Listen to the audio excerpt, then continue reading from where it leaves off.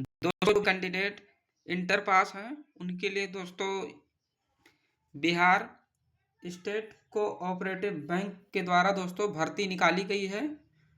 और इसमें दोस्तों यानी कि जो योग्यता मांगा गया है, या तो आप इंटर पास हैं तब भी यानी कि इसमें फॉर्म को भर सकते हैं, और दोस्तों आपका जो है ग्रेजुएशन लेवल से भी आपका फॉर्म निकाला गया है, यानी कि पद निकाला गया है। तो दोस्तों बिहार स्टेट कोऑपरेटिव बैंक के द्वारा दोस्तों इसमें जो है यानी कि भर्ती निकाली गई है।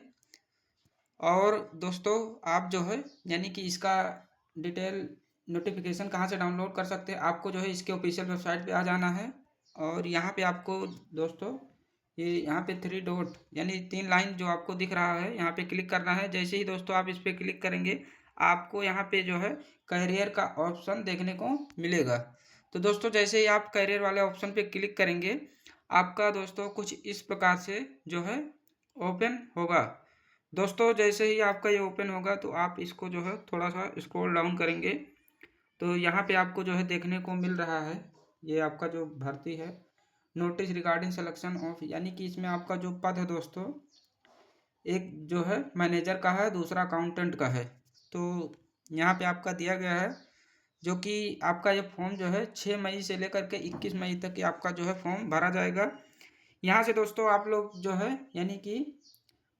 यानी इसका जो है डिटेल नोटिफिकेशन डाउनलोड कर सकते हैं, और यहाँ से जो है आप फॉर्म को भर भी सकते हैं ऑनलाइन। और दोस्तों इसके पहले भी आपका ये जो है यानी कि निकाला गया था, आप लोग यहाँ से देख सकते हैं। तो ये आपका जो है फॉर्म यानी कि कैंसिल कर दिया गया था। आपका ये जो फॉर्म है वही फॉर्म यानी कि दोबारा निकला है। इसमें जो है यानी कि पद केवल बढ़ाए गए हैं। तो दोस्तों यहाँ से हम जो है इस भर्ती के बारे में यानी कि संपूर्ण जानकारी आपको देंगे। इसमें आपका जो है यानी सैलरी क्या रहेगा और एज क्या होने वाला है इस भर्ती में, योग्यता, तो कंप्लीट जानकारी हम आपको देंगे। यहाँ से जो है इस नोटिफिकेशन को दोस्तों हम यहाँ से डाउनलोड कर लेंगे। तो दोस्तों जैसा कि आप लोग देख सकते हैं हम इसके ऑफिशियल नोटिफिकेशन पे आ चुके हैं। The Bihar state cooperative bank limited, ये जो है इसका नोटिफिकेशन डेट दिया गया है, नोटिफिकेशन नंबर है। तो जैसा कि दोस्तों आप लोग इसमें देख सकते हैं इस नोटिफिकेशन में ये जो आपका यानी कि है भर्ती दोस्तों, यहाँ पे आपका जो है दोस्तों ये डिस्ट्रिक्ट वाइज बताया गया है किसमें कितना पद है। तो सारण आपका डिस्ट्रिक्ट होगा, पटना होगा, कैमूर होगा, गया, नवादा, नालंदा, पश्चिम चंपारण, शिवहर, गोपालगंज, अररिया, किशनगंज, यहाँ पे आपका जो है बताया गया किसमें कितना पद भी है। तो दोस्तों आप लोग यहाँ से देख सकते हैं जैसे आपका ये गोपालगंज, अररिया, किशनगंज, मधेपुरा, इसमें जो कुल पद हैं 77 पद दिए गए हैं दोस्तों। और यहाँ पे आपका जो दिया गया है जैसे आप फॉर्म को भरेंगे दोस्तों, candidate have to select 3 district as their preference in the application form. दोस्तों आप जब फॉर्म को भरेंगे तो आपको जो है 3 डिस्ट्रिक्ट चुनना होगा, यानी कि आपको जो है कहाँ कहाँ पे यानी कि जॉब मिल सकता है। इसके बाद में दोस्तों एलिजिबिलिटी क्राइटेरिया के बारे में बताया गया है। तो दोस्तों ये आपका जो पद है यानी कि मैनेजर का, जो कि आपका एजुकेशन क्वालिफिकेशन इसमें मांगा गया है ग्रेजुएट होना चाहिए किसी भी यूनिवर्सिटी से, यानी कि किसी भी डिसिप्लिन से आपका जो है दोस्तों ग्रेजुएट मांगा गया है। और इसमें जो आपका ये आपका जो दिया गया है प्रिफरेंशियल, तो इसमें जो आपका जैसे डिग्री है, डिप्लोमा हो गया, एग्रीकल्चर हो गया, एग्रीकल्चर मार्केटिंग हो गया, एग्री बिजनेस, और इसके बाद में मैनेजमेंट कोऑपरेटिव। दोस्तों जैसे आपका ये डिग्री है और ये डिग्री है ग्रेजुएट का, तो पहले जो है इस डिग्री वाले को यानी कि प्रेफरेंस दिया जाएगा, क्योंकि ये जो आपका पद है जैसे डिप्लोमा एग्रीकल्चर, एग्रीकल्चर मार्केटिंग, तो जैसे आपका प्रेफरेंस इन लोगों को पहले दिया जाएगा और ग्रेजुएट वालों को यानी इसमें जो है इन लोगों को यानी कि बाद में दिया जाएगा। ये आपका जो इसमें दिया गया है। इसके बाद में दोस्तों other desirable for the post, जैसे आपका permanent residence of the preferred district, यानी कि ये जो आपका जहाँ जिस भी जिला से जैसे आपका ये बहाली है वहाँ से जो लोग हैं यानी परमानेंट हैं उनको जो है सबसे पहले प्रेफरेंस दिया जाएगा।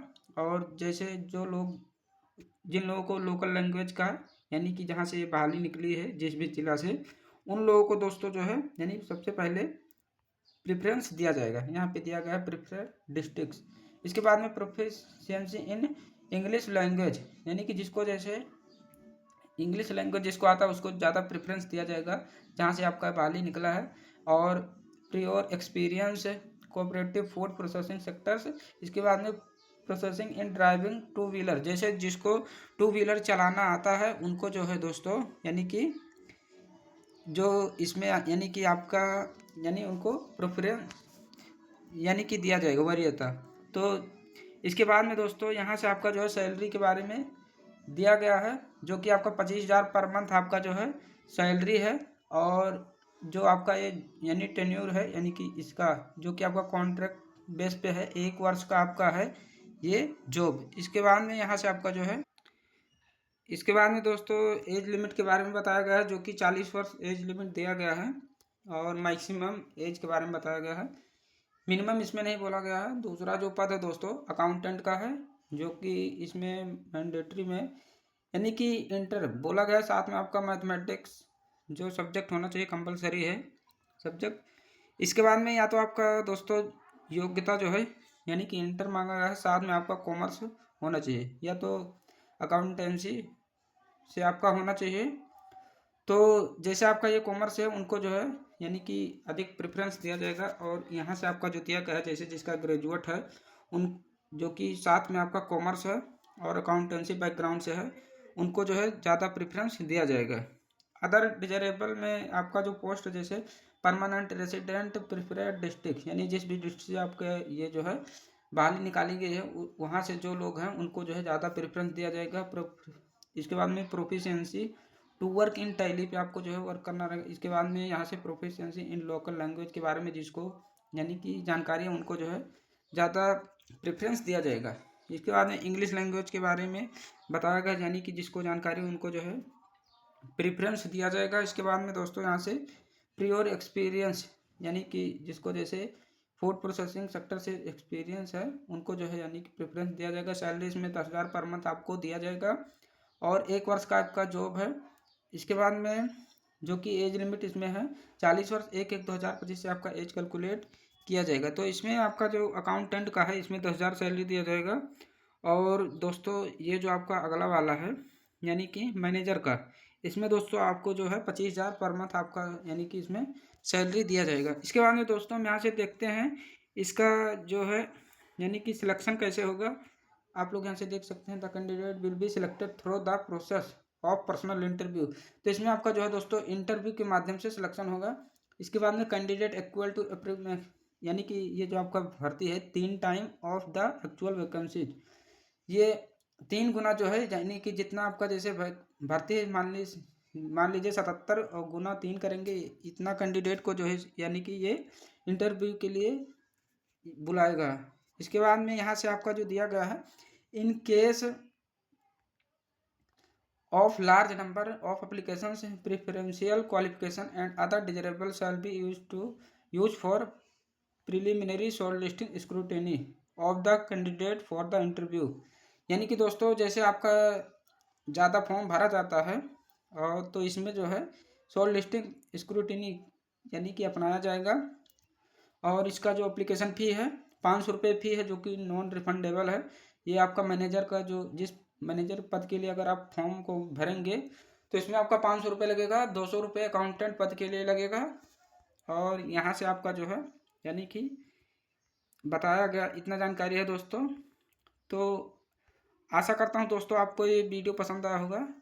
वीडियो पसंद आया हो तो वीडियो को लाइक कीजिए और चैनल पर पहली बार आए हैं तो आप लोग चैनल को ज़रूर सब्सक्राइब कीजिए। मिलते हैं अगले वीडियो में, धन्यवाद।